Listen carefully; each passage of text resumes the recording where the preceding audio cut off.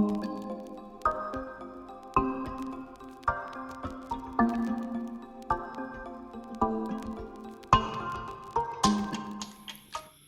planter Indonesia. Assalamualaikum warahmatullahi wabarakatuh. Di malam hari yang berbahagia ini itu ada sebuah pertanyaan dari sahabat The Brondol yang wajib saya jelaskan kepada para petani. Ini adalah salah satu pupuk yang menurut saya sangat tidak tepat. Sangat tidak tepat untuk dibeli sebenarnya. Kecuali kita memang paham benar di dalamnya itu isinya apa. Karena bahwa kalau di dalam kemasan ini yang seolah-olah tidak ada masalah, tapi masalahnya itu besar sekali sebenarnya.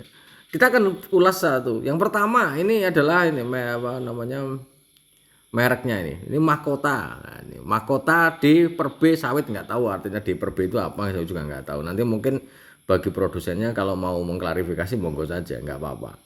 Tapi kalau namanya Mahkota ya nggak ada masalah karena merek Mahkota juga banyak. Mahkota ya ada, tapi D per B sawit, nah ini harus dijelaskan D per B itu apa misalnya.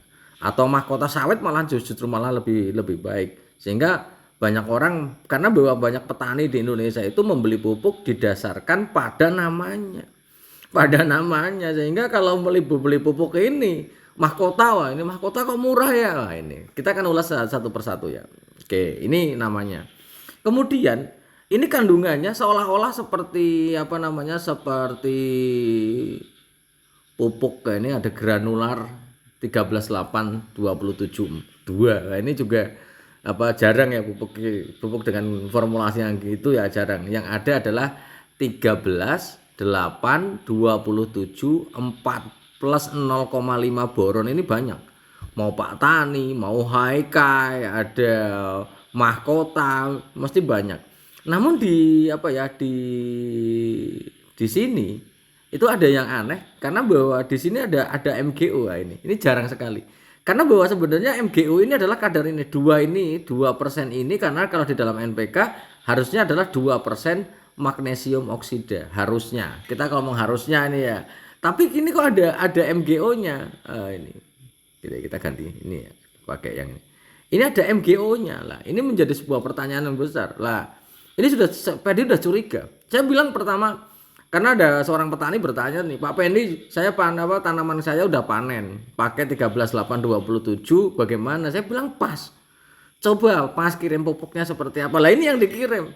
Saya bilang, oh tahan dulu Mas, jangan pakai pupuk ini. Karena ketika kita pakai pupuk ini dan kita berpikir bahwa ini seperti NPK 13,8,27,4, kita harus jauh-jauh dulu berpikir seperti itu. Setelah saya cek, ini MGO. Ini adalah yang pertama. Ini sudah hal yang menurut saya tidak pas ini, yang harus tidak pas untuk digunakan untuk tanam kelapa sawit karena tidak ada bahkan MGO tanda ini. Dan yang selanjutnya ini yang paling fatal bahwa apa namanya, ini kok ada NPK ya. Tak kira ini NPK. Apakah namanya ini hanya menjebak saja atau bagaimana? Maka setelah saya teliti, kita akan perbesar. Ini kita akan perbesar. Nih. NPK di sini nih. Nih NPK ini. Ini NPK. Ini begitu tak baca adalah nutrisi pembenah komplit. Bukan bukan nitrogen, fosfor, kalium, bukan, tapi nutrisi pembenah komplit. Cep di kepalaku. Terus. Wah.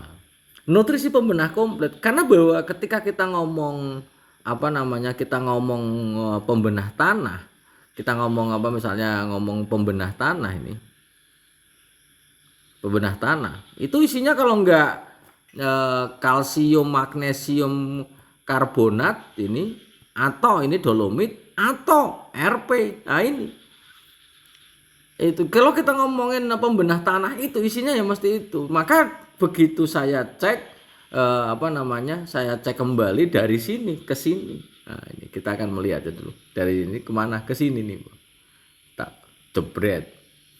Nah kadar yang selanjutnya kok ada magnesiumnya, ada kalsium. Ini mungkin magnesium oksida, kalsium oksida, ceder, berarti dalamnya adalah bisa dibilang adalah setara dengan dolomit karena ini ada ALO, ini aluminium oksida juga bagian ketika kita ngomong adanya ketika membeli dolomit itu ada AL-nya juga lah. Sehingga sahabat entrepreneur yang berbahagia di malam hari ini, bukan mau bukan tidak mau merekomendasikan pupuk ini untuk digunakan, juga tidak. Tapi harusnya dijelaskan kembali lagi, karena masih banyak petani-petani di Indonesia yang membeli pupuk dengan membeli namanya. Karena salah satu contohnya pernah saya sampaikan, SP36, kemudian TSP isinya dolomit ya banyak. Karena bawa namanya saja. Ini contohnya nih. TSP46. Wah, kita berpikir bahwa ini adalah triple super fosfat dengan kadar 46% P2O5. Padahal banyak juga yang tidak. Lah, ini yang menjadi bagian terpenting bagi kita sahabat entrepreneur semuanya dan para petani kelapa sawit untuk memahami sebelum kita membeli pupuk. Kalau TSP46 kemudian dalamnya kok ada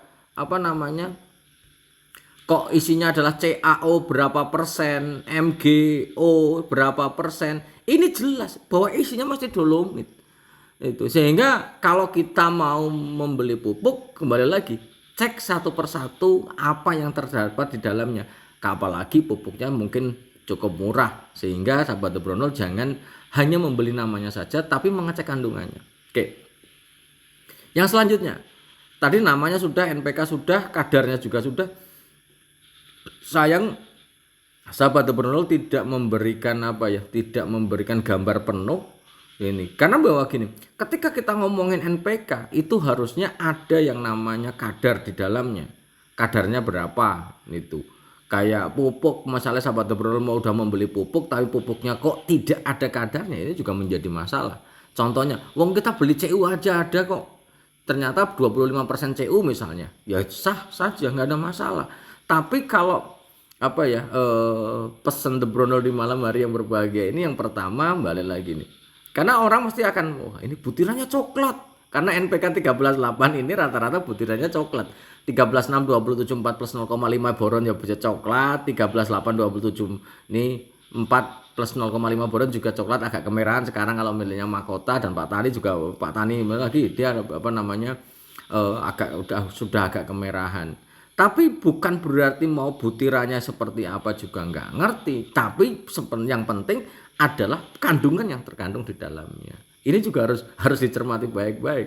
Jangan sampai kita membeli kucing dalam karung yang ujung-ujungnya bosok, kita bawa duitnya kita habis ini. Karena mungkin kedepannya sahabat The Brondol semuanya kalau misalnya diskusi sama The Brondol harus mencantumkan pupuk yang digunakan. Karena ada seorang petani kelapa sawit, Pak Pendi, saya sudah pakai 13,8 27 4 kemudian sama dolomitnya 2 kilo, NPK-nya hampir 6-7 kilo. Kenapa tanaman saya kok tidak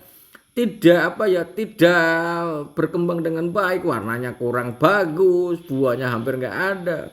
Jangan-jangan Pak Pendi bohong? Bukan, ntar dulu. Kayak itu, kalau kita ngomongin 13,8 27 4 plus 0,5 boron, nutrisinya sudah tersedia, nitrogennya cukup, fosfornya cukup, kaliumnya cukup, itu ditambah dengan dolomit untuk menutupi magnesiumnya itu sudah tertutupi lah. Kalau seandainya ternyata apa yang terjadi bagi sahabat The Brondol ketika kita sudah menggunakan pupuk ini dan berpikir bahwa kita sudah pakai NPK, kan menjadi masalah yang luar biasa. Lah kalau pupuknya kayak gini, berarti kalau kita misalnya waduh mana sih nih, misalnya gini, kita sudah pakai dolomit 2 kg, oke, fine. Kemudian NPK 13,8 27 4, oke, kita berpikir sudah pakai ini. Ternyata isinya dolomit lagi. Apa enggak kita coba pupuk dolomit aja setahun ini? Ini yang menjadi pusing bagaimana mau naik buahnya? Bahwa sekali lagi sahabat entrepreneur, ketika kita ngomongin buah kelapa sawit, produktivitas tanaman kelapa sawit adalah sangat tergantung baik nitrogennya terpenuhi, kaliumnya, magnesium, fosfornya. Dengan urutan bahwa yang tertinggi harus diberikan adalah kaliumnya. Kaliumnya terpenuhi dengan nomor 1, jumlahnya paling banyak, 2 nitrogen, magnesium, fosfor. Apa yang terjadi ketika hanya dikasih magnesium saja terus? Nah, ini yang menjadi tambah amburadul investasi kita. Maka pesan pesan The Brondol kepada sahabat-sahabat The Brondol dan mungkin petani yang nonton video ini, yang harus saya jelaskan bahwa memupuk kelapa sawit adalah memberikan nutrisi bagi tanaman kita. Sehingga kalau kita membeli pupuk, cek dulu kandungannya apa. Jangan tergoda barang murah, NPK, jangan sampai nutrisi pembenah kelapa komplit ini. Kalau misalnya ini harganya 150.000 ya mungkin wow, sah-sah aja, mau isinya dolomit kan gitu.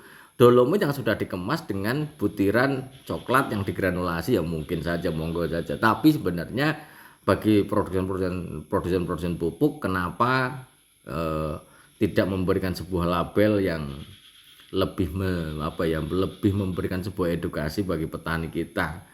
Itu mungkin dolomit mungkin ketika dolomit dikemas dengan seperti ini kualitasnya lebih bagus, kenapa harganya nggak boleh lebih mahal? Kan sah-sah saja, tapi setidak-tidaknya tidak memberikan sebuah abu-abu bagi para petani. Itu sih, itu semoga kita dihindarkan dari kerugian yang besar bagi sahabat obrol seorang petani kelapa sawit, dan semoga Allah memberikan kesehatan dan kebahagiaan tanpa syarat dan memberikan mendekap kita dengan kesehatan dan kebahagiaan tanpa syarat. Terima kasih dan salam planter Indonesia. Assalamualaikum warahmatullahi wabarakatuh.